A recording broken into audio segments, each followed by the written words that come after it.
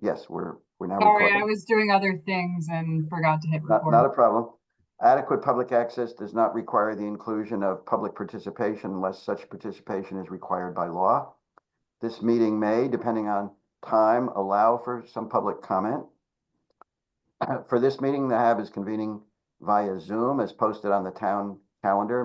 Members of the public that are not speaking are not required to identify themselves and have the option to attend anonymously by calling in by phone as posted on this meeting's agenda.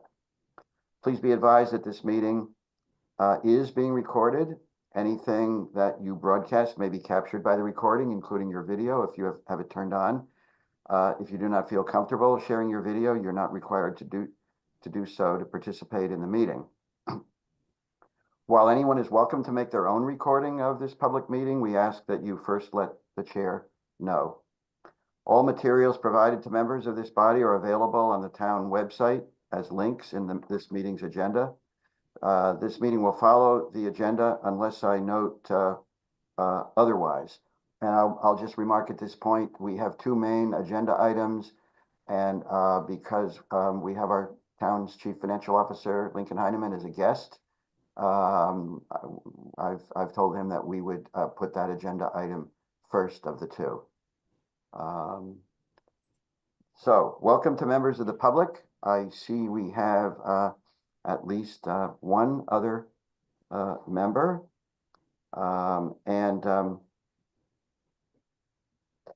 Finally, any votes taken in this meeting will be conducted by a roll call vote, and we will now turn to the first item on our agenda.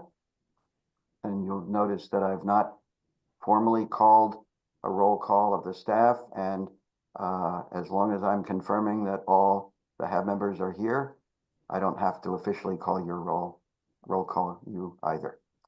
So the first agenda item is the review and hopefully approval of two prior meetings minutes.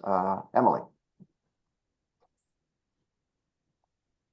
Oh, yes, they were, I think, July 2nd and July 14, yeah. 14, yeah. Thanks, Emily, for doing a good job again on those. I get the first chance to see them. And I got some edits from Alex that I'm gonna incorporate to the final. Yes. Is there let's do them. The first date was it the 2nd of July? Yes. Yeah. So do I hear a motion to approve those minutes? So moved. This Pam Goodman. Pam, thank you. Any second? Yes, Alex. Steve. Alex seconds. Any discussion? Hearing none, I'll ask for an approval by a roll call. Alex. Yes. Pam. Yes. Carol. Yes. Steve. Yes. Bernard. Yeah. Sean. Yes. And the chair votes yes. Good job. And now the July 14th meeting minutes. Is there a motion to approve those? Approved. Sean moved. Any second? Second. Pam seconds. Any discussion? Steve? No. That's terrific. A first. Is that the one that said I forgot that we talked about the AHOD at a previous meeting? Thank you. Yes, I think so. Alex? Yes. Pam? Yes. Carol? Yes. Steve? Yes. Bernard? Yes. Sean? Yes. And I got everybody. The chair votes yes. So those minutes are approved as well. And we'll move to the first substantive agenda item. I would like to again formally welcome Lincoln Heineman, our town's chief financial officer. Welcome, Lincoln. For those of you that don't know Lincoln from previous contacts, you will remember that we briefly discussed the prospect of, for the first time ever, I think, as trustees of the trust fund, thinking about and discussing and considering our fiduciary responsibilities regarding the investment side of our our duties of our trust fund, which currently has a total balance of over $8 million. Very quickly, what triggered this discussion was 16 William Street, when we saw that if there was going to be a short-term call on our trust fund, shorter than almost any other situation we've dealt with, we had a little over 900,000 balance in the fund, but that if there were to be a need for funds and they were to exceed that 933,000, the date that we would have to have those funds for a disbursement was actually, and we all know this, was going to be the 2nd of December of this year. So there were many months of advance notice even on that short-term situation. I got to thinking, well, what will our balance be on December 2nd if it's 933 in the middle of the summer? And there were two possible additions. One was accrual of the interest, which we know happens because it's reported on all our reports periodically over the years. And the second would be any allocation of free cash. So we're not here to talk about the free cash. That's another subject, but there's also good news there tonight. And I was curious to find out what rate of return we were going to get to find out what our balance was going to be in December, and was somewhat surprised to find that it was only about 1% annually. And Lincoln and I had an earlier discussion. Bernard was quite interested at that point as well, and we talked in turn. And I believe perhaps Bernard, you and Lincoln have maybe had a conversation as well. And it occurred to me that even risk-free and even on short notice, risk-free, I say that advisedly, nothing is risk-free, as we've agreed with Lincoln, but the lowest possible risk, and on short notice in the current market, we should be able to get 3 to 4%. And the reason we were getting 1%, and I certainly don't fault this backwards, is that the assumption was that the HAB might need money immediately. And so we were holding our funds in the equivalent of basically the equivalent of a savings account. Well, I'd like to pause at this point and invite Lincoln maybe to just speak a bit on basically how you run trust funds and the housing trust, and how you apply your policies, and maybe even what it would take to make a policy change if you felt it was well advised. Thank you, Roger. Yeah, no, and again, Lincoln Heineman, I'm the town's director of finance. I know I've met many of you before, but those who I haven't, nice to meet you virtually.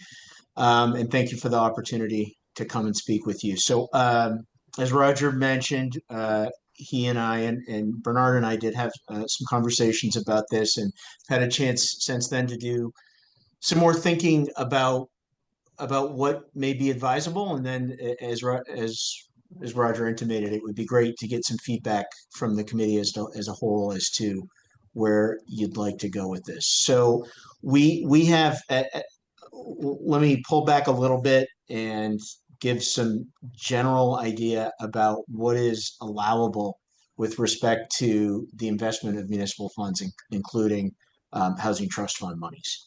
So the general laws require generally that municipal funds, and specifically trust funds, may only be invested in what's known as the legal list, and that is a list of investments that Massachusetts chartered banks may by law invest in, and by extension, the law has been extended to Massachusetts municipal trust funds. At a high level, that legal list specifies only government bond instruments, so U.S. Treasuries, state bond instruments, and municipal bond instruments.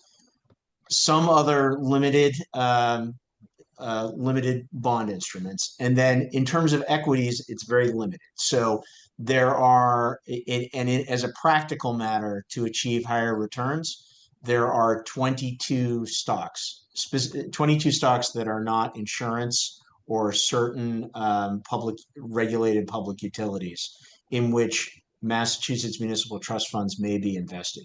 So as Roger said, historically, and I'm not sure, I've been here for almost 3 years. I'm not sure if prior to that, the Housing Advisory Board had at any point sort of weighed in on what the ideal, in the view of the Housing Advisory Board, what the ideal mix between risk and return and liquidity, for that matter, what would be desired for housing trust funds.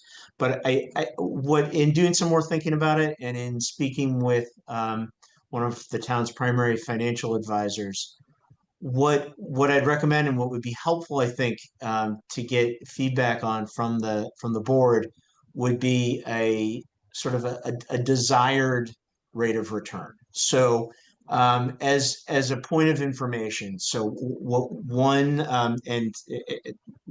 had the conversation about liquidity. I think that had been traditionally the assumption, was that because frequently funds are coming in and then not too later going out, that that there wasn't sort of a larger investment investment strategy necessarily, because the funds weren't at a level that maybe that would make sense. But since the trust fund has grown some, I think it's definitely a timely conversation now. What I'd recommend is what we do. There is an instance where we, the town, seek a very specified rate of return and seek to do that with the minimum risk possible, and that is in bond funds. So the town has a series of tranches of debt, mostly for building projects. So, for example, in June of this year, the town took out debt primarily for the Pierce School renovation and reconstruction, and the reconstruction and renovation of fire stations in town. So what through a financial advisor that we work with, we the town seek a specified rate of return that may not go over a certain level because of arbitrage rules. We, the town, can't make more in return than what we are paying in interest, right? We can't use the debt as a money-making tool for the town. So we work with that advisor to get to very specifically invest this, so that we have a specified rate of return that we know we will get extremely close to within a basis point or two. So what I'd suggest is is maybe some feedback as to what the board's desired rate of return is. As a point of reference, we are getting slightly over 4% right now through mixing Treasury, through mixing U.S. federal government obligations of varying durations to get that desired rate of return. So to Roger's, Roger and I had the conversation about what is risk-free, right? But to the extent, very few things are risk-free other than theoretically Federal Deposit Insurance Corporation insured deposits, right, under a certain level. But to the extent that a possible default by the federal government is a risk that everyone's willing to take, and is a small risk, we hope, that's if the board has sort of an ideal metric of return that you're seeking to do, we could then work with our financial advisor to seek that rate of return. So I think that's, at a high level, it would be helpful that's what I would suggest as table setting for the conversation. Thank you, Lincoln. And I see Bernard has his hand raised. I want to ask a very quick question, maybe leading into that. Maybe it's for each of you and Bernard both. what do you require as the chief financial officer for an action to be taken? In other words, if the HAB expresses a response on what we like as the trustees, I know we have something which we also like to do when we spend money, which is go to the select board and make our pitch. Would we need to do that on this side of the ledger when we're talking about an investment policy? I don't believe so. You know, and I went back and reviewed the bylaws and the general laws that govern, you know, the Affordable Housing Trust. And, you know, and I think, you know, and this is something that before we move forward, I do think it's something that I make absolutely sure with town council that they agree with my interpretation of that reading. But no, I think I think the board's general ability to manage these funds, I think I'm quoting the law there, saying managing these funds in consultation with me as the treasurer of the town, I don't think would require, you know, a select board vote, but we'll make sure. Thanks, Lincoln. Bernard? I guess I'm a little confused, Lincoln. The money we're talking about is money from free cash and inclusionary zoning payments. I'm not sure I understand why the arbitrage rules that apply to tax exempt bond financing has any relevance to us. So I'm sorry, I wasn't clear probably. There is no direct relevance except I think it's a useful metric tool to seek a desired rate of return. So I'm sorry. So there is no direct relationship. I'm sorry if I wasn't clear on that. Except that, you know, the arbitrage rules are designed to limit interest rates on you know, tax exempt money, whereas our goal should be to maximize our interest rates, and you know, within the constraints of, you know, what is prudent and, you know, what is safe. So maybe I'm confused, but our task should be, you know, what type of instruments are out there, like you know, treasury bonds, et cetera, that will maximize our rate of return. And, you know, to the extent that we're allowed to invest in them, that should be what we should do. Understood. And I think that that's, I think, leads into the part of the conversation that Roger and I were having, right? So we could seek a higher rate of return by, for example, investing in those 22 stocks. But if, you know, if the housing advisory board's, you know, goal is to not have any loss ever, right? Or not have any loss ever within the context of, you know, insofar as we expect U.S. Treasury bonds and notes to be paid, and that we consider that to be an acceptable level of risk, then I could absolutely go to our financial advisor and say, what is the maximum amount of return that, you know, that we can seek, that we think we can achieve through just investing in bonds and notes, right? So if that's the directive, that I'm happy to go and have that you know, conversation with him. I think the only other part of the conversation that I'd want to have with our investment advisor is, you know, and maybe this is something I can do with staff, with Emily, is to figure out the expected outflows that we expect over the coming months, right? So because that will help inform what interest rate we think we can achieve, right? With you know, with the amount that we expect to have, in not, you know, not including the outflows that we expect to have. Well, one of So- the, yeah, No, so just to finish that thought, so to Bernard's point, if, you know, if the board's desire is, for example, to achieve the highest rate of return that we can with U.S. government-backed obligations, then I will go seek that outcome. Yeah, it seems to be pretty simple. It's not that complicated. And Well, don't really need the financial advisor to get too deeply involved with this. I mean, we want to maximize our returns and, with government securities, what's out there. And, given the time frame that we're looking at for using our money, I mean, it's very unlikely that we'll ever need our money within 6 months of, the payment out of free cash. 6-month treasuries are pretty good. Mhm.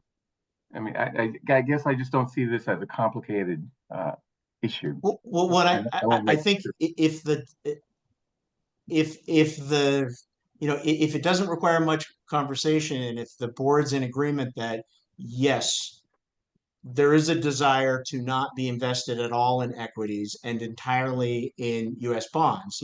I haven't heard that. And if that's been communicated to a previous, financial, director of finance, I'm sorry, I didn't know that. But Well, to we- the extent that that's the desire, that's the risk profile, that's really helpful. So you're right. That part's simple if that's your directive.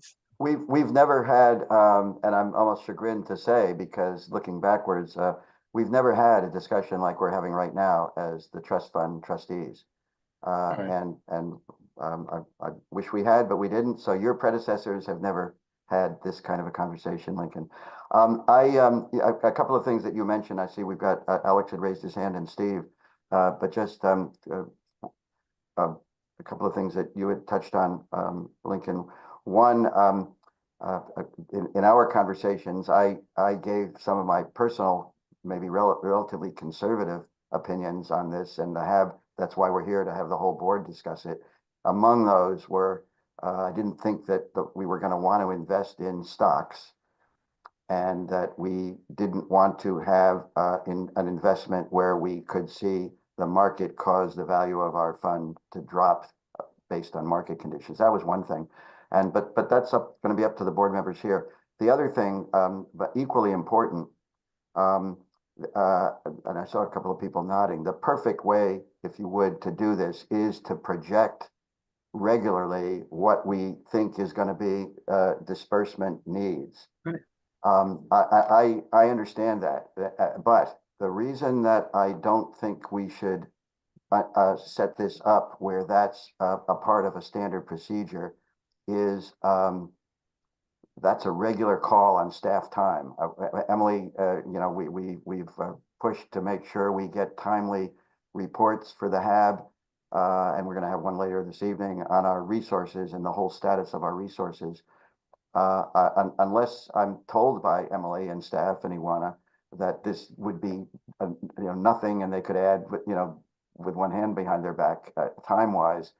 I don't think we would need to do that to have a much better policy and get 3 or 4 times the return than we've been getting now with a minimal amount of regular input required from our staff to help us manage that policy. But again, that's something that I invite HAB members to talk about, as well as the staff to input on that. Alex, I think you had your hand up, your real hand there for a moment. Do you want to say something next, and then Steve? Sure. Bernard said most of it before already, but I was, and I'm happy that it did, because I was agreeing with a lot with it, that it made more sense to me that it's just we want the most return. And then it almost made sense more to start from the point that you're making, Lincoln, about, or others made as well, that the time frame, we almost like not focus, start with the point of return, but the time frame, because that'll figure out how we want to. Yeah, that's all I had. Yeah, well, I mean, we're going to have a general, hopefully consensus, and I had mentioned 90 days as a conservative, that nothing that we've ever had called upon was required money dispersed less than 90 days from when the HAB was on notice that it was going to happen. Even the emergency foreclosure assistance, which would be a short one. Steve, and then Emily. Well, I mean, I agree with Bernard. This doesn't seem like it needs to be all that complicated. While we've been talking, I just looked at my own investment portfolio, because I think of what I call a money market fund as a relatively safe, very safe investment that returns I was just looking at this, pretty much 4%. And as far as I know, and I don't, the money market fund, I have a Fidelity fund, and it's a Fidelity Government Cash Reserves fund. So I don't know what Fidelity actually invests in. I assume it's some portfolio of treasury notes or whatever. And that I don't need to worry about that. All I know is that when I need money from my money market fund, it takes like maybe a day to sell some of those shares, and then my investment advisor considers it cash as far as my investments are concerned. What's in the money market fund is cash. Um, and so that to me seems like a pretty simple and straightforward. Steve, it's interesting you should raise that. And when Lincoln and I were talking the other day, and I was thinking almost exactly as you're saying, I have one with Schwab, and it's a little over 4%, and you sell it overnight, and you have the money the next day, and it's supposedly very low risk. But Lincoln was telling me, because he had raised the concept we might want to invest in a money market fund, but it turned out when we explored it a little further on the phone, he was talking, I believe, about a fundamentally different and arguably lower risk money market and fund that only invests in FDIC insured bank balances. So before going to Emily, Lincoln, maybe you could comment further on that. Yeah, so included in the legal list, I mean, so for example, the money market fund that Steve is just mentioning, the town wouldn't be allowed to invest specifically in that, right? Because it's not on the legal list, which is frustrating, but it is what it is. So that's why, so again, I think if the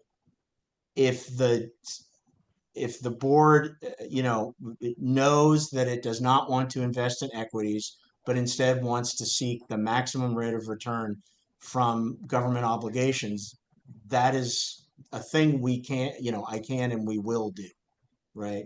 But it would not involve very likely being in a money market fund. It would involve being invested directly in each of the durations of bonds or notes that would be required to reach that maximum level. It wouldn't be as simple, very likely, as being invested in a money market fund.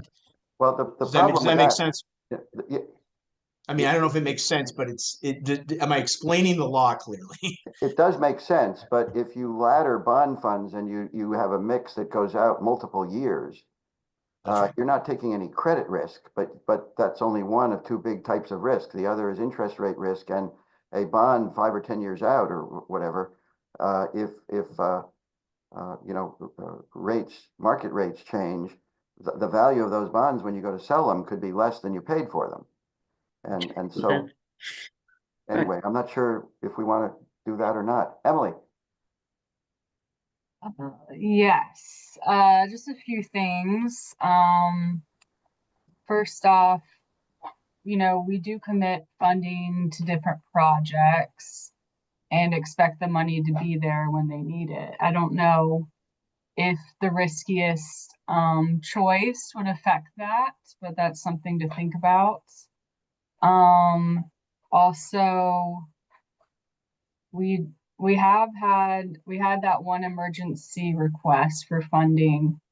Who knows, in the future someone might need it faster than 90 days. So that's just something to consider.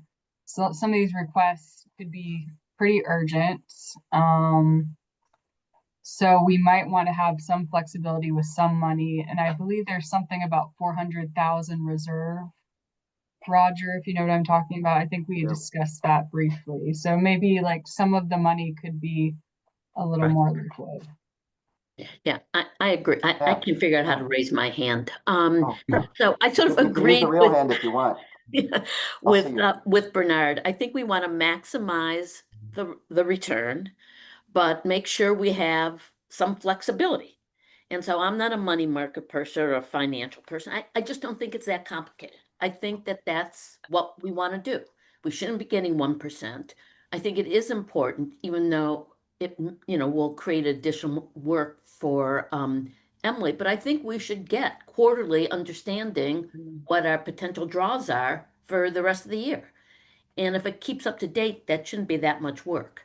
So those are the only thing. I personally, I want to maximize the return, but not put them in high risks. I agree with what Bernard said, and so Yep. that's my feeling. Emily, yeah, I think that's a very well put, Pam.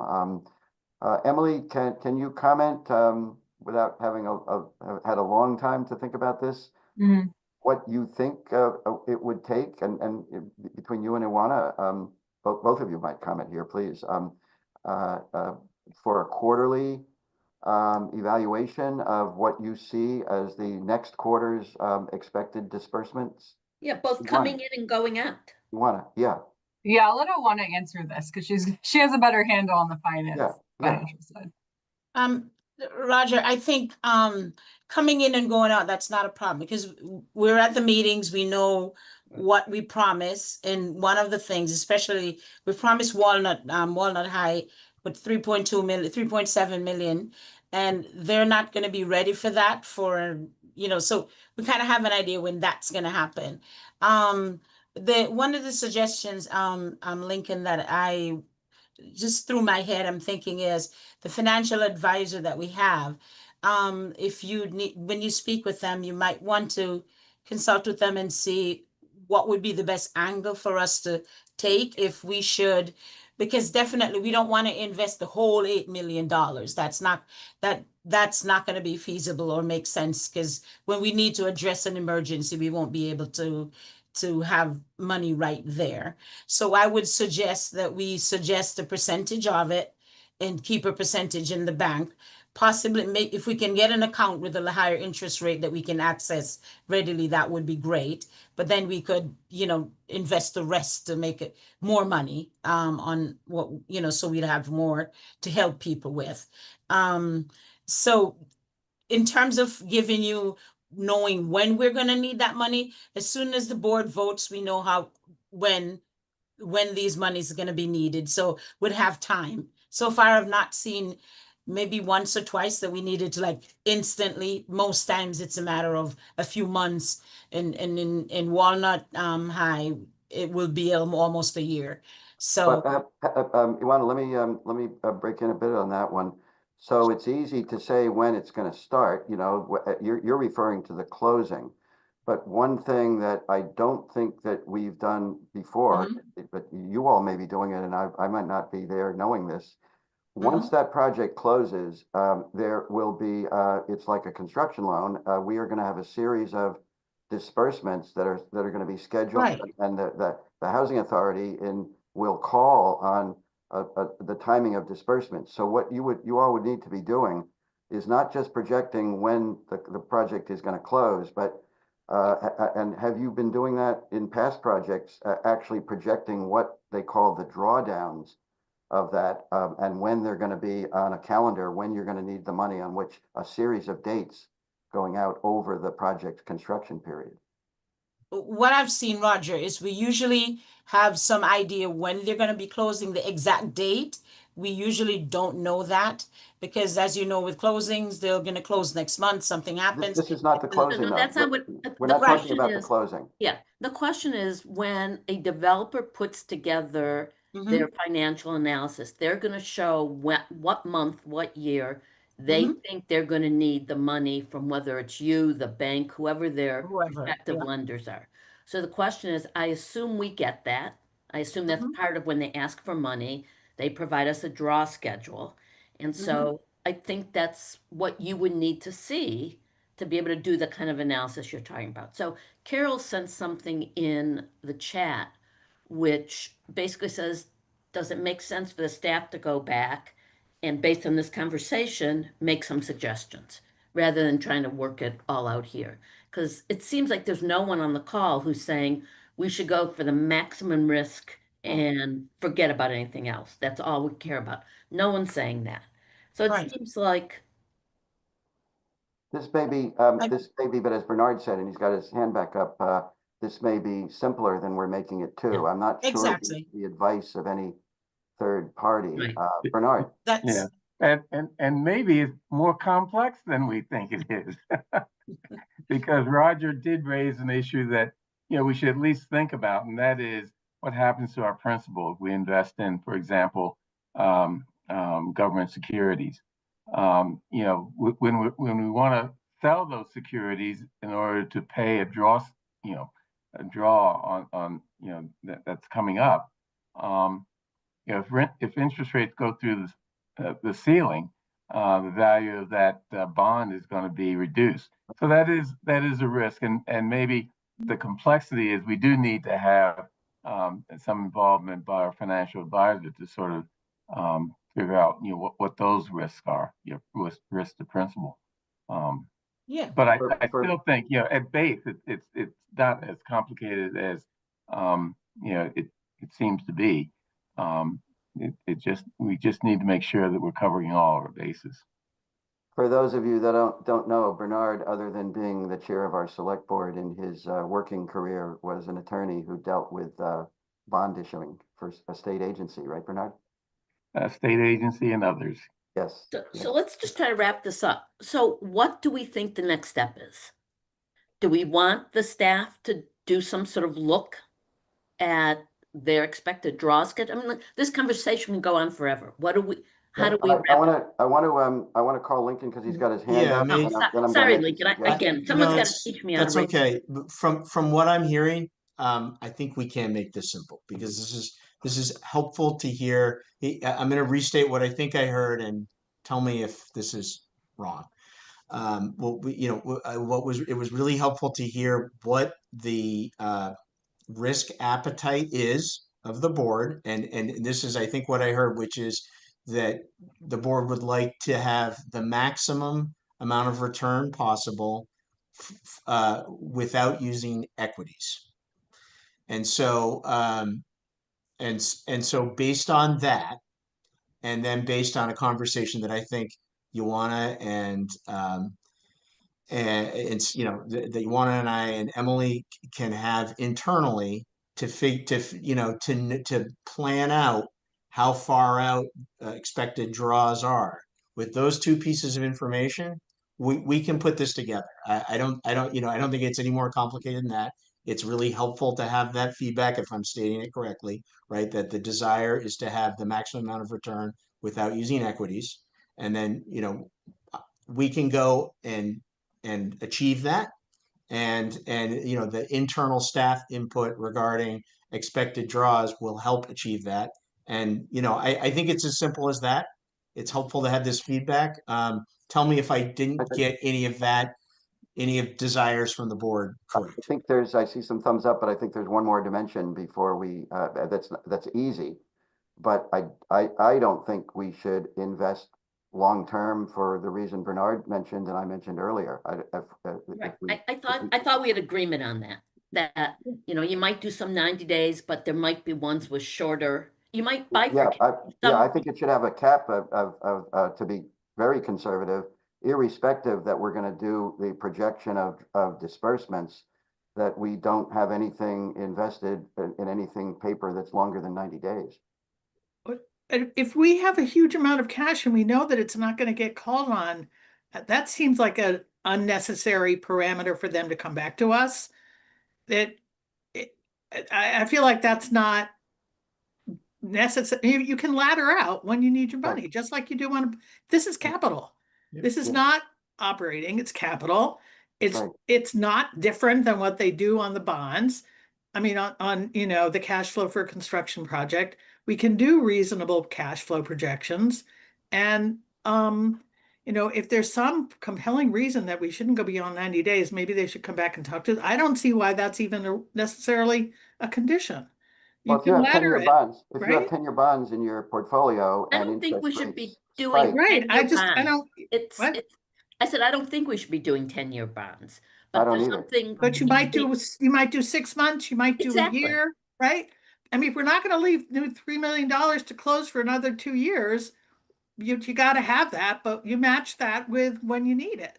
I guess that's what I would say to staff is help us figure out how to match return without risk of principal to what we expect our need for cash will be at the most conservative projection on that cash. Carol, if you go out a long term, you're not risking principal on credit, but you are risking principal on the value of bonds that can.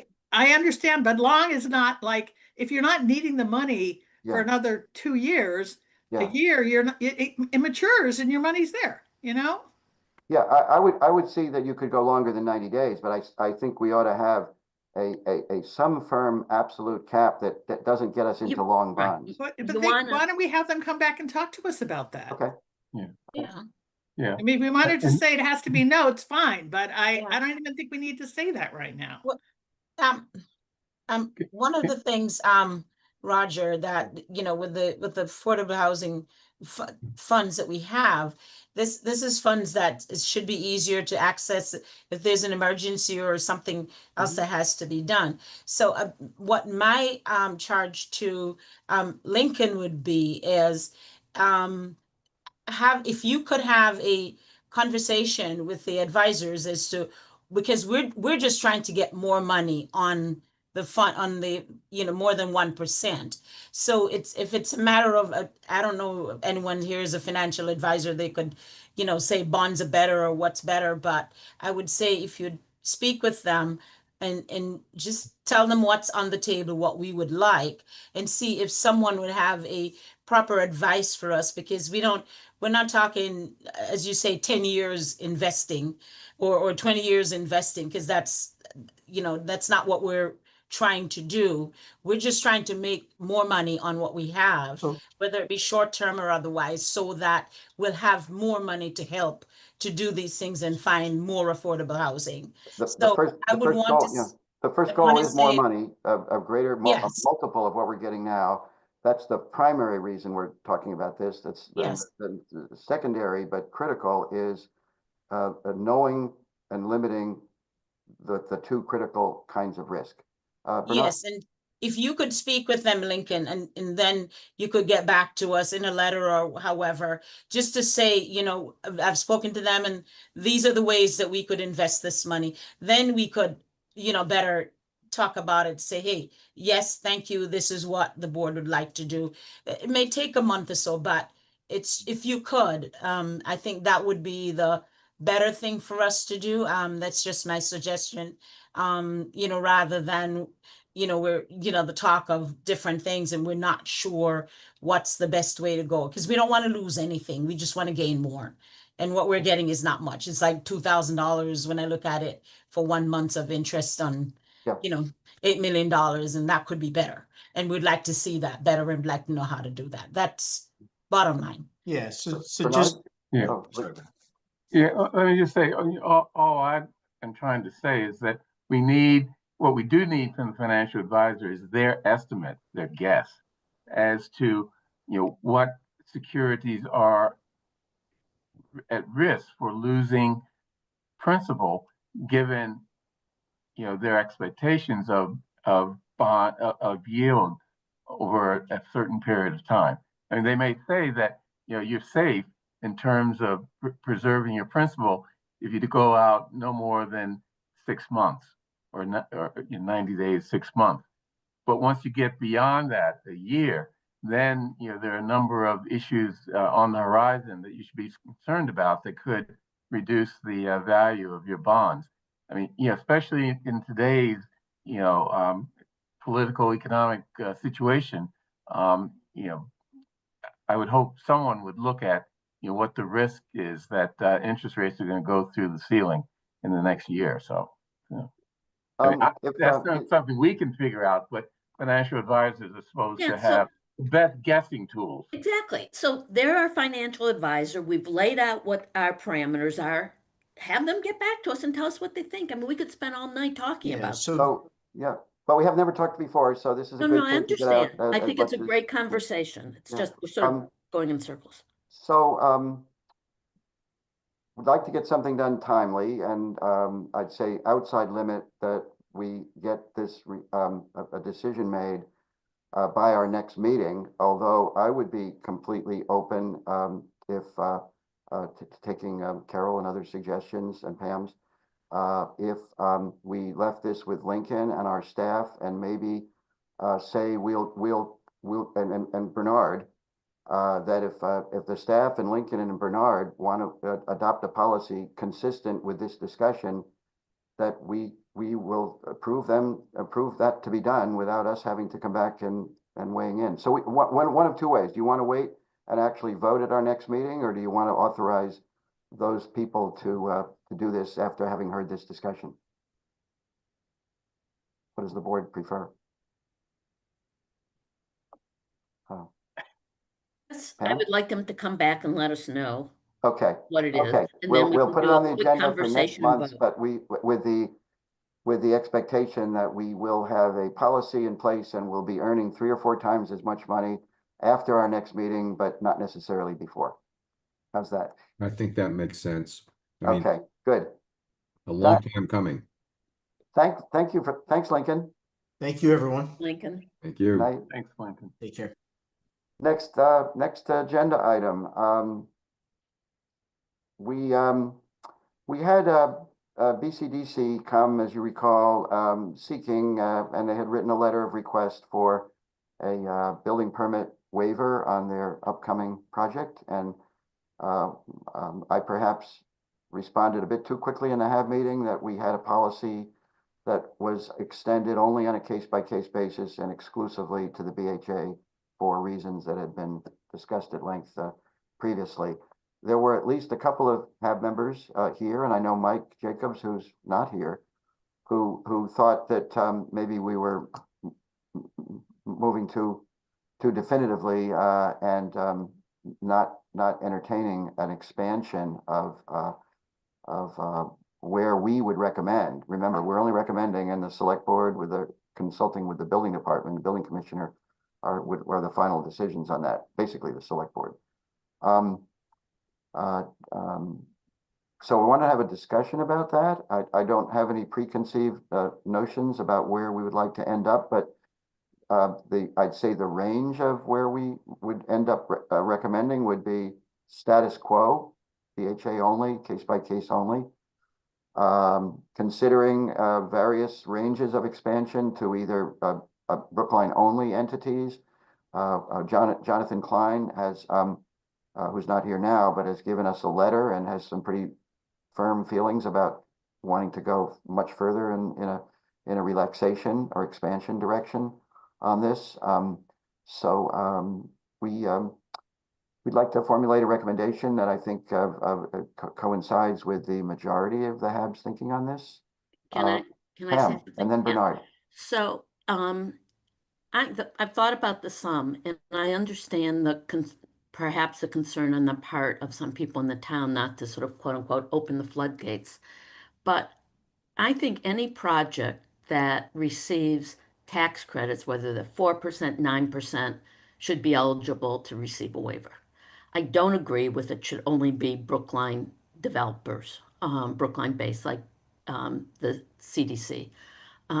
Because I think the same challenges face all of these. Anyone who's trying to build affordable housing using tax credits has the same problem. So that's my feeling. Interesting.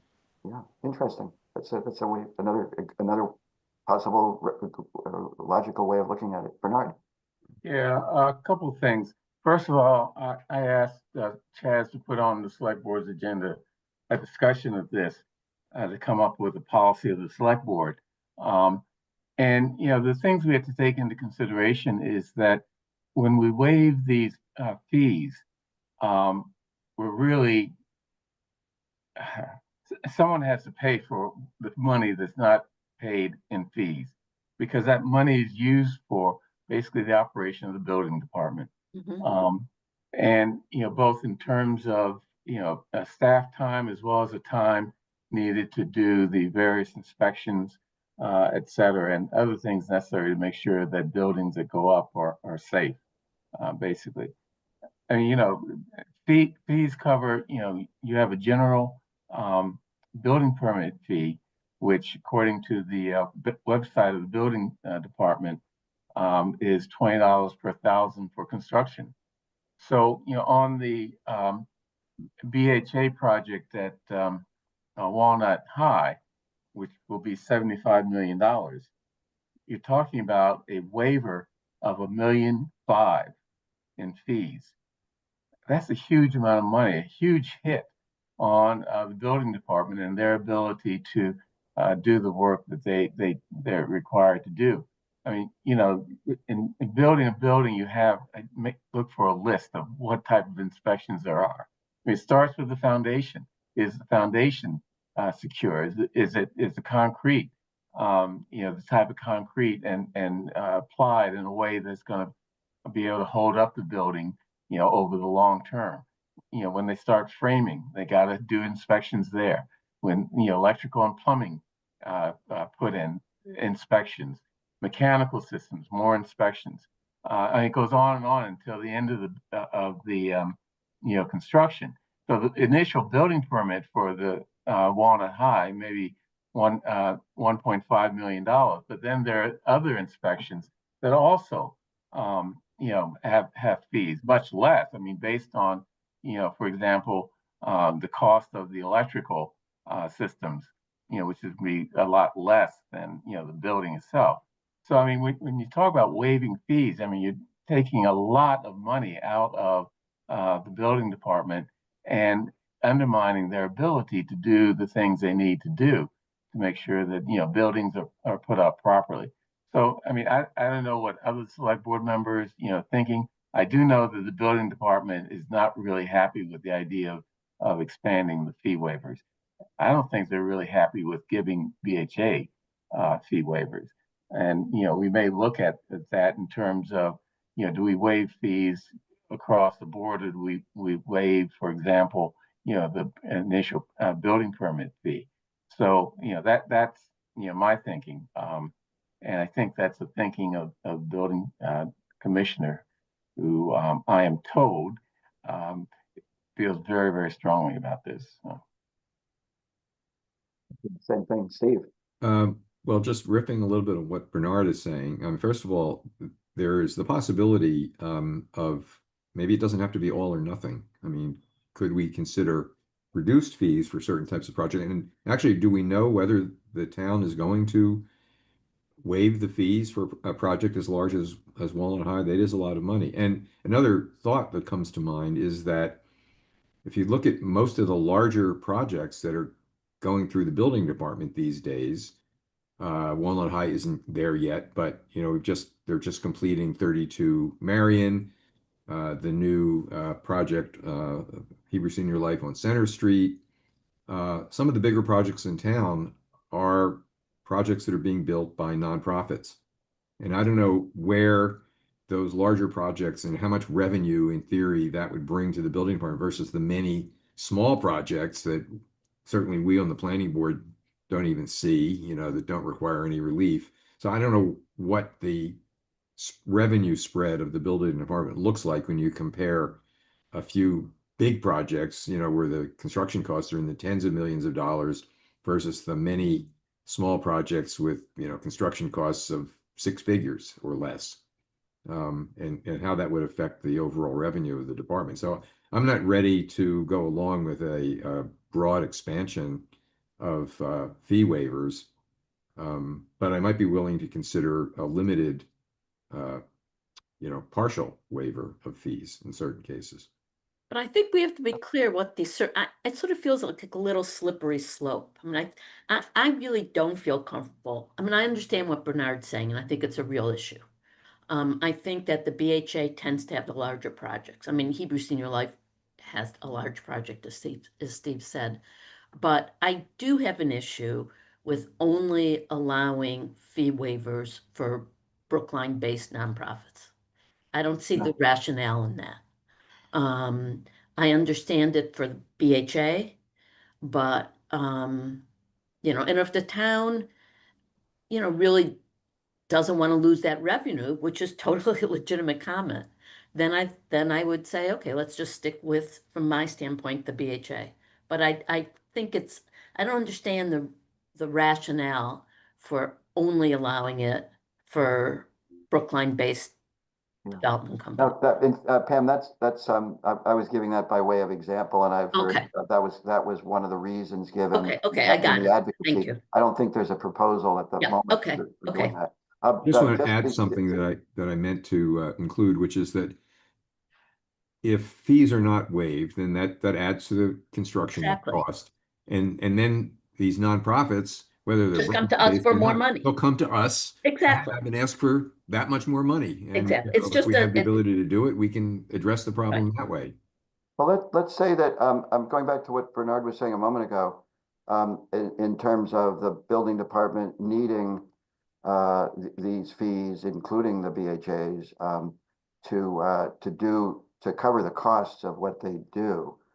Are we saying that the building department, for example, the Walnut High, all of those very extensive and costly and time-consuming inspections over a period of a couple of years or more, that they would cost anywhere near $1.5 million just to cover the cost of that project, or are these fees we're getting from the BHA on that project, is most of the $1.5 million helping to pay their costs for doing other projects that aren't affordable housing? Yeah, from what I understand, it barely covers their costs. At least that's what I've been told.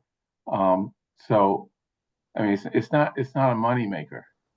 And maybe one of the reasons why is that one of the big builders in town that gets their fees waived is the town and the schools. So now, Good point. Yeah. So, and that's a reason to justify BHA. yeah. Before we continue or close out, I have to keep my promise here, and Emily's as well. Because Jonathan did take the trouble to think and write out a full letter on this, and we'd like to put it up on the screen and share it with you all. I'll just read it quickly as well. Sean, as well as maybe others, but Sean, you're there. Are you there listening? Sean, is Sean still on the screen? She's muted, but she's here. Oh, Sean, can you unmute for a moment? Aye. Okay, I'm going to read a letter from Jonathan Klein. And even though others that are on the visual screen can read it. And it says, Dear HAB colleagues, as I'll be away on vacation and unable to attend our meeting on September 3rd, I'm writing to share my support for extending the town's practice of waiving building permit fees for the Brookline Housing Authority to other nonprofit developers of deed-restricted affordable housing, including the BCDC. Although the current approach for the BHA is not a formal written policy, in practice, their requests for waivers have been consistently approved on a case-by-case basis. This practice recognizes the public value of ensuring that the limited and increasingly scarce funding for affordable housing from federal, state, and local sources is directed to making projects financially feasible in Brookline. Smaller organizations like the Brookline CDC face even greater financial constraints than the BHA, yet they are committed to the same goal of creating and preserving affordable, long-term deed-restricted affordable housing. By extending fee waivers to the CDC and to any other qualified 501c3 nonprofit engaged in developing or renovating such housing, the town would adopt a fair and consistent framework that supports all nonprofit partners working towards our housing equity and climate goals. This adjustment would strengthen the ecosystem of affordable housing development in Brookline and ensure that our permitting process aligns with our broader policy priorities. So Pam and others, Jonathan is advocating, it's clear what he's saying, but he's advocating that it be for all nonprofits, not just Brookline. What happens when it's a nonprofit for-profit joint venture? Let's worry about that later. Let's worry about this part first. No, but I think it's a real issue. It will be, but only if we figure out this part first. But what's this part? Whether or not to even make the expansion. Right now, one hybrid from what we've heard from a couple of HAB members that we might want to throw up on the table for at least a little bit of further consideration would be the combination of what Pam said earlier and what Steve said moments ago, and that would be partial concession of a fee, permit fees, and only for projects that are tax credit financed. Yeah, Tax I credit, think that- whereas that Jonathan put, limits it a lot. You know, it's gonna stop the 80% deals. And it would answer also, I think, because aren't for-profit, if they can get tax credits, they would be part of that They'd mix be too, eligible if they're too. producing affordable housing Right. according to some standard that we would set. And then it's all, then if that combination makes sense, then it would be more of a question of how much of a concession. Yeah, I guess I would like to know the economics, how this would affect the building department in terms of, as you know, I was talking about most of the big projects are nonprofits. And Bernard points out, but what about, you know, the $1 billion of school construction projects that the town has had to manage through construction? But why is that affordable housing's problem? Well, I'm just saying that, you know, where does the revenue that the building department Absolutely. gets Come from. gets spent? Right. Well, I mean, say that Walnut High would the direct costs of all their inspections would be, I'm only picking a number, but they must have some broad sense of this. $500,000 direct cost to do all the Walnut High constructions, or whatever it might be, order of magnitude. Then that might suggest what we should consider for some sort of a partial concession. Well, maybe we ought to ask the building commissioner to kind of weigh in on this and what the economics are from his point of view in terms of projects that don't bring in fees versus the ones that do, and how they spread the revenue across their, you know, labor requirements. isn't this kind of nitpicking how their finances? Aren't we then assuming that they're not quoting their actual costs for all the things they do? Aren't we're assuming that they're kind of like not charging in for the BHA enough so that they can and then charging more for compensating? Like, I'm just saying, I don't know that we should make a decision that would have a significant impact on another town department without getting that department's, you know, feedback on it. Right. And I think Bernard has said what the feedback is. Yeah, they're Hmm. not Totally comfortable. understandable. They don't want to lose the resources, Hmm. which is totally understandable. But I guess, you know, what Steve's saying, let's get the details of that. You know, the real consequences of you know, these waivers. I think a strong and applicable, at least first step of a compromise could be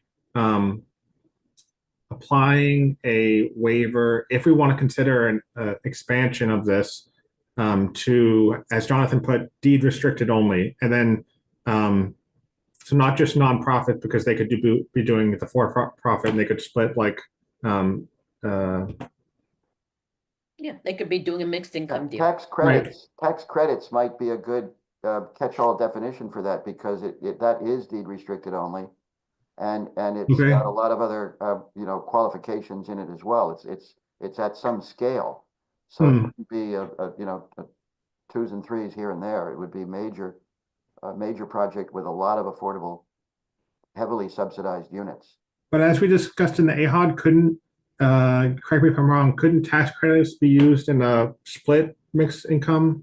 Yeah, Yeah. but they have to do some complicated Yeah, analysis to figure out what the waiver amount would be, what percent. right. I think it It should could be be the the percent. percentage of affordable units versus, I don't know. I think so, yeah. Yeah, I mean, that might be a good metric, like, you know, if you have a 100% affordable project like the BHA does, Yeah, maybe that gets a full waiver or not. Right. You know, if you have Yeah, a 50% or 25% affordable project, Right. you know, there's a Yeah, it's commensurate, just, I think that's an easy part. if any. Bernard, is your hand up from before, or you have? No, my hand's still up. I guess, you know, of course, I'm on the select board, so my perspective is going to be different than others. And that perspective is, you know, what is best practices for a municipal government to do? I mean, for example, I don't think that we could directly pay, you know, what's it called? Hebrew Senior Life money for their buildings.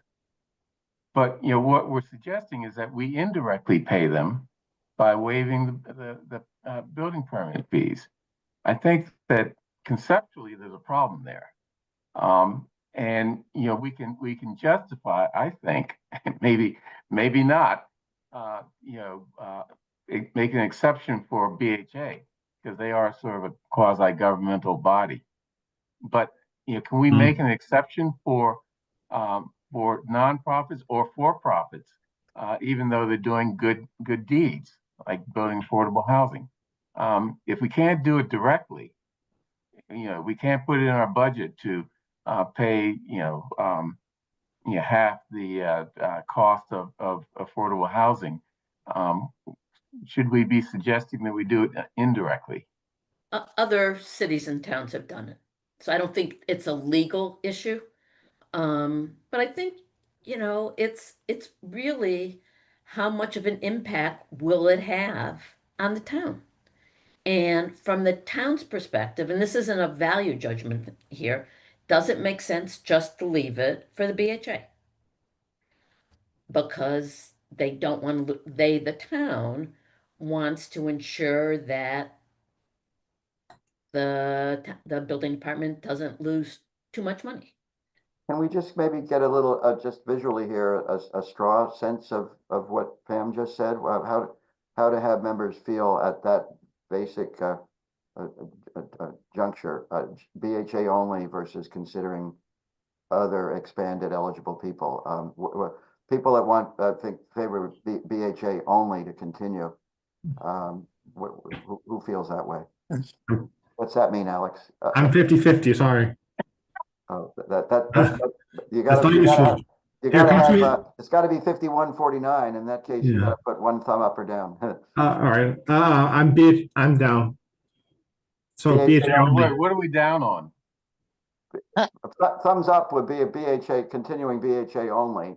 Thumbs Okay. down would be to expand. That's arbitrary, but I reserve judgment until we get some further detailed feedback from the building department as to what this kind of thing how it would affect them. And also, what if we were to consider a range of discounts, if any?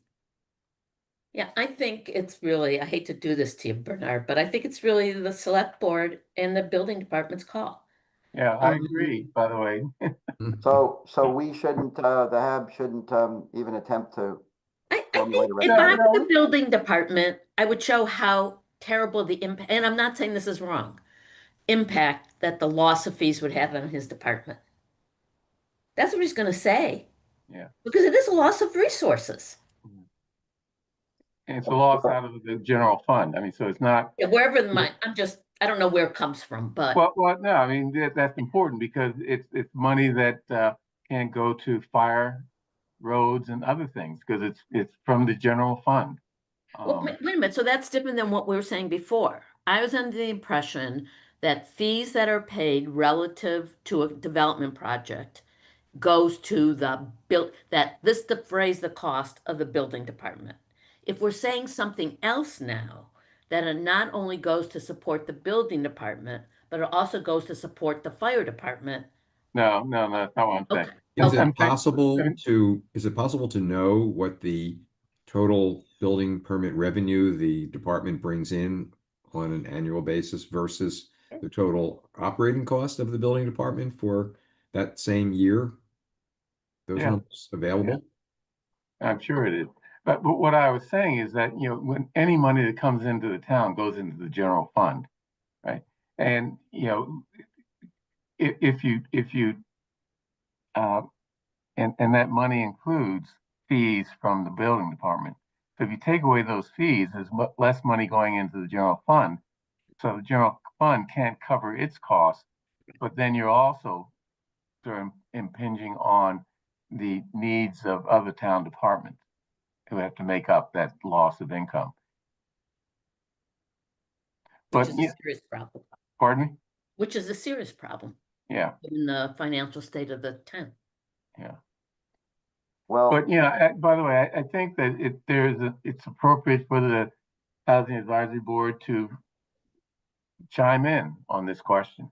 Ultimately it's to the select board, but if you can provide us some insight, some thoughts, some ideas, I mean, that's helpful. Is there, from this discussion, a general feeling along the lines of where Steve is coming from, that we are not well enough equipped without some further baseline information about the costs and revenues within the building department? I don't want to do any make work unless we have a real reason to ask for somebody to start looking into something, but is that? I guess what I'm having trouble with is there's going to be a negative impact on the general fund, period. If you have less money coming in and your costs are the same or going up, expanding this waiver will have a negative impact on the town. The question is, how does that relate to wanting to create affordable housing, helping to assist the financing of affordable housing? That's how I see it. I could be wrong, but we don't need someone to show how this is going to impact the town. If the town has been getting, I'm making this number up, $1 million in building and other fees, and all of a sudden they don't have $1 million, there's a problem. Well, we don't have any evidence that, because we've subsidized a lot of projects through the trust fund, that for a lot of recipients beyond the VHA, that they have somehow not been able to do their project because we couldn't get them a building permit waiver as well. We probably have effectively, without being explicit, funded more because. Exactly. Yeah. It's the money going around the table. Carol. I'm going to say the same thing that Pam did, which is it's the money moving around the table. And I mean, from a purely, it's a marginal cost when you look at, it's 2% of the construction cost, right? 2 per 1,000, something like that, right? $20 per 1,000. And it's, so we're funding all these projects through the Affordable Housing Trust, some way or another, likely, right? The ones that we're talking about. So it's really how we move money around in the town. And I feel like this is, more of a town finance issue than it is an affordable housing finance issue. I don't think this is impeding projects. And I think if it's important that for the town to be moving money from this pot to this pot in terms of the overall finances of the town, I'm not feeling the drive to really advocate on this one. Yeah. And by the way, so I'm kind of, but I think in the end of the day, this is really more putting the town finances hat on and less about the affordable housing. I agree. My real issue is I don't support just expanding this to other Brookline-based developers. But if we think from the town's perspective, this, Carol's absolutely right. We haven't not done any deals because of this. We just give them more trust fund money, or they get more money from the state. I mean, so I don't hear any individual members on the meeting here that are advocating Jonathan's recommendation in the letter we read. No, I think I said, I don't. No, I started you're by clear. saying that, but Yeah. I understand the case Bernard's making. And I think it's hard to say that's not a real issue. It is a real issue. If the town's getting less money, they got less money to play with. Are we reasonably okay with the current informal policy without pressing to make it hard and fast and firm on BHA, that it's working informally? We are not, the select board seems to be willing to do what's there on a case-by-case basis. Meaning we're willing to consider it on a case-by-case basis, but that doesn't mean that the BHA they automatically get building permit fees waived. But Correct? I wouldn't change the language. I think case-by-case basis from a legal, I find scary. So it's 6:45. We're gonna do some brief updates. Are we at a level, comfortable level here, kind of continuing the status quo? I don't think there's sufficient impetus to make a change from our conversation. Insufficient, yeah. Yeah, I don't, yeah, correct. Okay. So- Anybody, so anybody in feel, ter- other feeling, strong feelings otherwise? Can I just say that, so what Hab would be saying to the select board is that we don't think that we should change the status quo, whatever that may be. And then, Yeah. we will figure out, what to do, whether to continue the status quo of an informal policy or put together a formal policy. Yeah, I do think, yeah, I think that's good enough for this to convey that. I don't think we're hearing that the HAB wants to pull back on anything in terms of the way we've been getting case-by-case concessions on the BHA on the major projects. And so, yeah, okay. Roger, what about BCDC's request though? Well, I told Deborah that, and she agreed that we would look at this in 2 phases. One was going to be a policy discussion. And then, depending upon where we found ourselves going or not going on that, then we would go and if the policy discussion created an opening to consider her request, then we would consider it as a second step. This discussion is not creating that opening. Okay. Okay. Anything else on this? Okay, got a few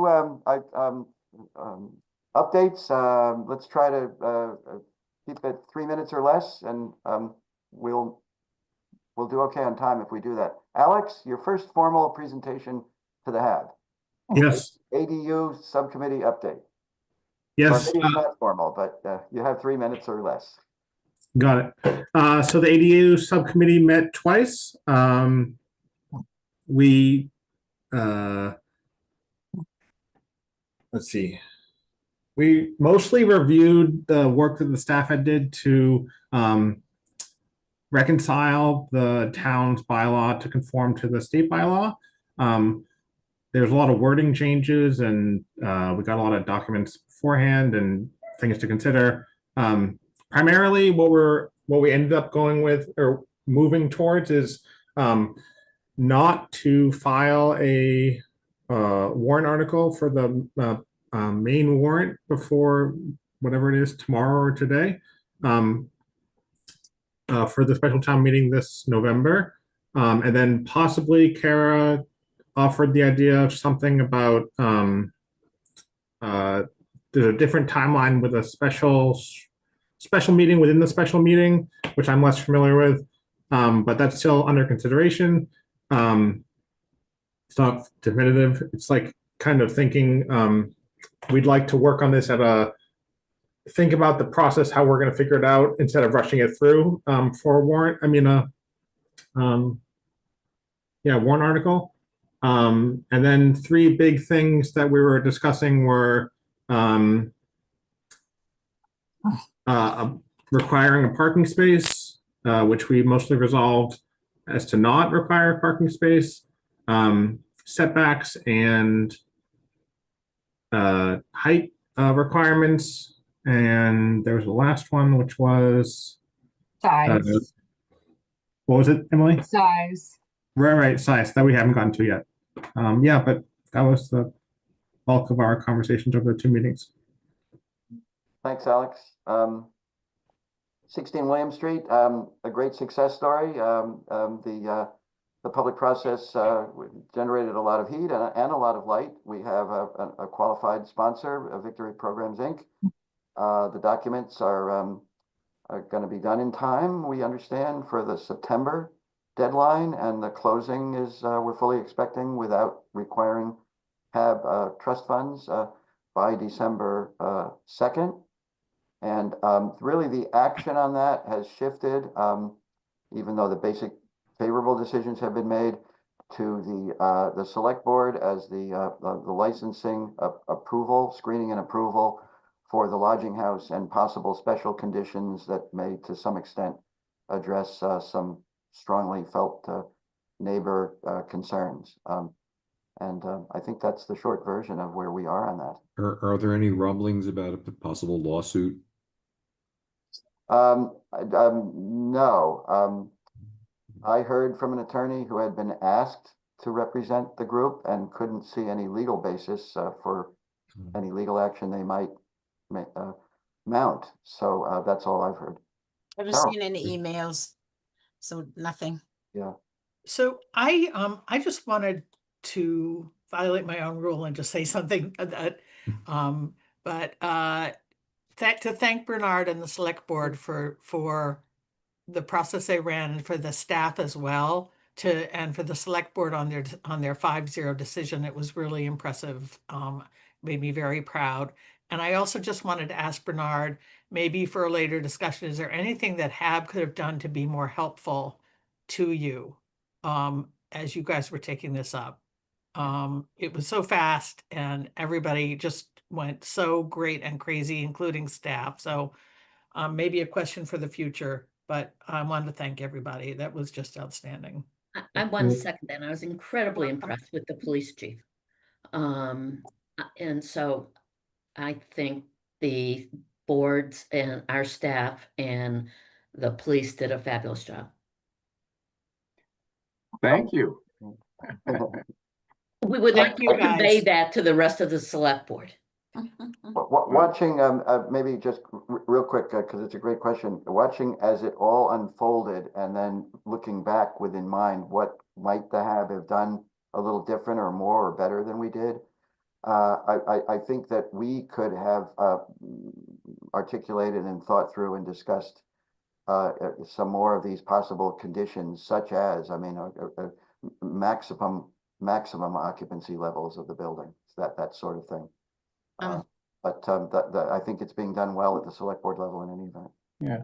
Roger, Yeah. I think the only way you possibly could have done that with the time constraint we had is if you were to at some point put on the agenda to discuss if this sort of thing happens again, what would we do? What restrictions we put? That it would have to be something you talk about now, because it was just such a gotta, and we, you know, it was just a lot of running and getting it done and done Easy to look legally back, yeah, without that- any backlash or any issues coming through. So the you staff was hardly had amazing. time. Yeah, the staff Yeah, was just I would- amazing. Well, I would disagree a little bit with you, Roger. Yeah, I'm not sure that HAB was the appropriate body to make those recommendations, because they really relate to issues like safety, health issues, which really are kind of outside HAB's wheelhouse. What successfully happened was that basically by accident almost, the community, people who opposed the project had an opportunity to express their views and their concerns. And, we came up with, we came up with a way of addressing them by getting Victory to agree to become a regulated house, which they didn't have to agree to. Yeah. And because they're a regulated house, they're subject to our licensing conditions, which is where we can begin to put in provisions that address the concerns that people had in the community. For example, number of people, that can be there, the maximum number of people, which is not something that HAB really knows anything about, but the health department, is the responsible party there. So. No, I think that makes a lot of sense. We took a lot of public comment and it just, the process continued. So, Yeah. So that's pretty much the outcome, other than the select board's process on the licensing. I did have the 429 Harvard on here. Some of us went to the site visit. I don't know if there's an awful lot to report, other than that the select board considered a lot of range of possible actions at their level, because the HAB doesn't really have much of a formal role on a 40B. And I believe you issued a letter expressing some concerns, but you did not end up either explicitly supporting or opposing. Is that? No, we just to defend myself, I first voted to deny it or ask Mass Housing to deny. But then when I saw which way the wind was blowing, I voted to sign on to a letter that said that we ask Mass Housing to approve, but subject to or with the following conditions. And the reason why I signed on to that was that they had the right to build their project in the way that they proposed, because we're not over the 10% subsidized housing inventory number, and therefore they could ignore, for the most part, our zoning our zoning requirements, including the Harvard Street zoning. So we wanted them to do this project according to the Harvard Street zoning, but they didn't. There's no way that we had a right to say you must do that. So I was willing to go along with the majority of the board that said basically we urge you to approve it, but include the following conditions. So. And the major concerns were included in the letter, I think, as well. So yeah, good. It came out well so far. The long-running saga of the Affordable Housing Trust CPA funding, BHA, Walnut High, Bernard smiling because he ended up getting sucked into it. The pain. A lot of folks have been involved. In 2 minutes or less, I suppose. We think we're on the verge of a reasonably satisfactory outcome, but we don't know for sure yet. Town council is reviewing a revised, it's a required called grant agreement, the CPA grant agreement, that hopefully will end up as originally intended and designed, and to include the flow of funds through the trust. But the actual transferring, probably, if it happens that way, which is what needs to happen, big picture, not taking place until the closing. The CPA folks want to make sure they get their interest on their funds. They also want some assurance that if the project, for what some reason, didn't actually happen, that the money wasn't in the trust until it's absolutely certain. So that's not unreasonable. Among other things, they want to have full credit and signage on the project. That's pretty standard. But bottom line, and Bernard and I had the opportunity, and we met with the town administrator about this as well. And so we're keeping our fingers crossed. This is going to work out as it should. The main bottom line, I think, in the immediate term is the applicant was and is clearly the trust fund to do this project for the Housing Authority, with 50% CPA funds coming in and being augmented with the other 50% non-CPA funds. That's the whole concept. So hopefully that's the way that will work out. And the current document would need some tweaking, because it presently says that the only applicant is the BHA and the only amount of funds is the 50%. And it's simply erroneous to be having a document executed by the town that wrongly identifies the applicant for the funds. So Bernard, if we don't need to spend a lot of time, we'll know a lot more by our next meeting, I think. The vote, the last thing, the vote the HAB took on this, asking the select board to handle this in a certain manner, I think they will be taking this up sometime in the coming few weeks. Anything else, Bernard, on this? And thank you for your help, by the way. You mentioned that the CPA wants to make sure that if the project doesn't go through, the money goes back to them. And I guess I'd like to just sort of make sure I understand that. I mean, town meeting appropriated the funds. already. So if it goes back to the CPA, town meeting would have to take action. Or I don't know. That's the question that's out there that maybe someone's interested in figuring out. Well, they appropriated the funds only for a particular project. Right. Yeah, so, but in any event, the CPA is concerned about not wanting the trust to have it, monies passed through the trust was if it went to the trust and then the project didn't happen, they were worried that we would keep the money and not give it back to them. So anyway, a lot of detail, hopefully more to be worked out to everybody's satisfaction, or almost everybody's satisfaction. Yeah. Other than that, there's the resources report. Ioana, and then we're finished. You're muted, Ioana. I apologize. I'm sorry. Come on.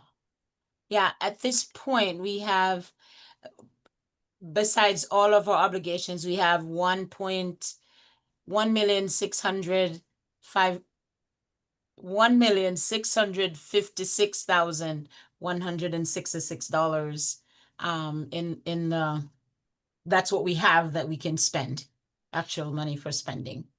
And part of that in trust fund, in the trust fund?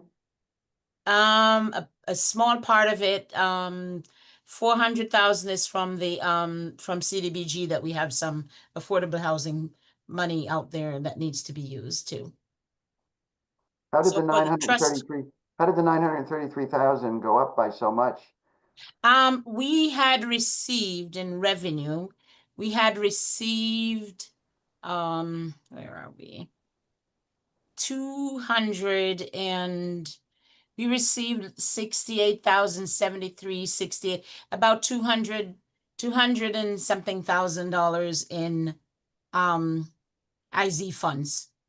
Oh, Those were received over the past month, 2 months, over the past month.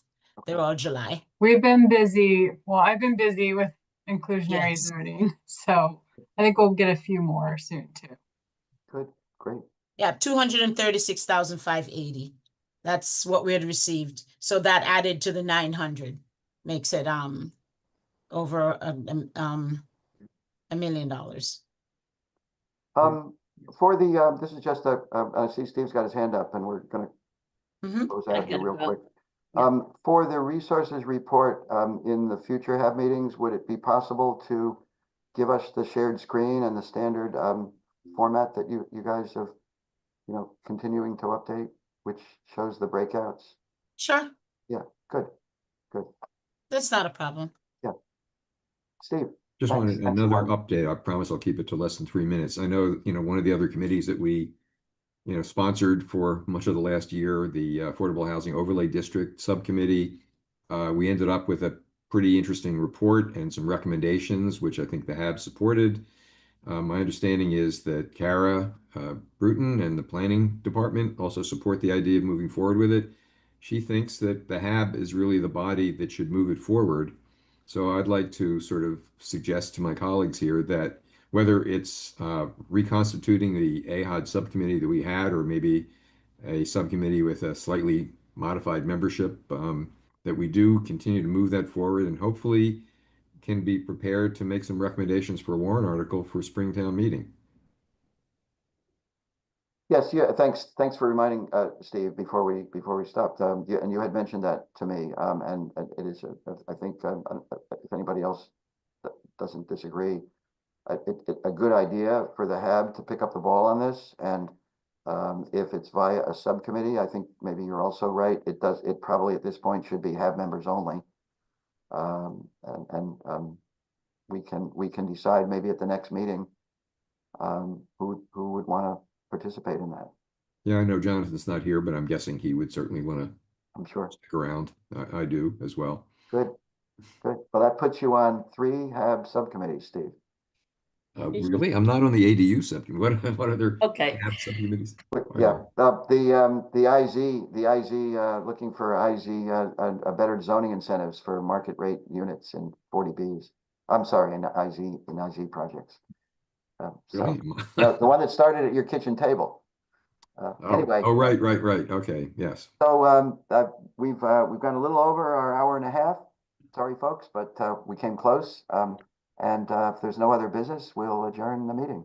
When is the next meeting? The second Wednesday of October.